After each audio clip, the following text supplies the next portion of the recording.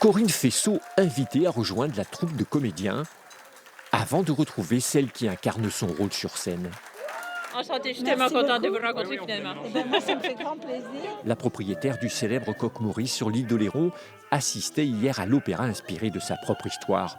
Un pan de vie face à la justice en raison d'un gallinacé trop bruyant.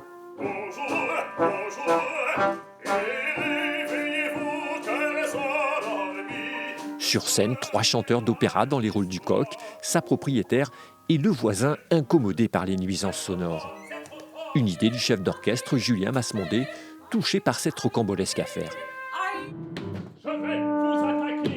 C'est un sujet idéal d'opéra avec ses passions, toutes les émotions qu'ont pu générer le fait divers. Et c'est une façon aussi de faire chanter les animaux. Dans une mise en scène déjantée, les combats de vocalises rappellent le combat judiciaire, un opéra burlesque pour nous interroger sur le vivre ensemble.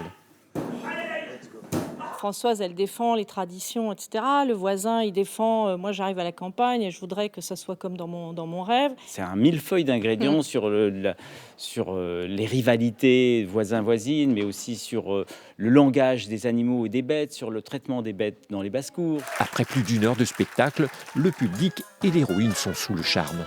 Je connaissais pas, mais c'est quand même assez dingue, quoi. Enfin, on avait entendu parler de ça, mais on connaissait pas en détail l'histoire, quoi. Et nous avons suivi vraiment l'histoire de Françoise depuis ses débuts.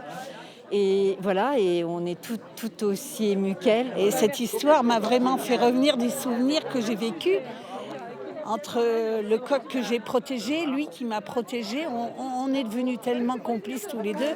Les auteurs de l'opéra espèrent maintenant que cette œuvre fasse date, une manière pour rediriger à jamais en symbole les traditions rurales.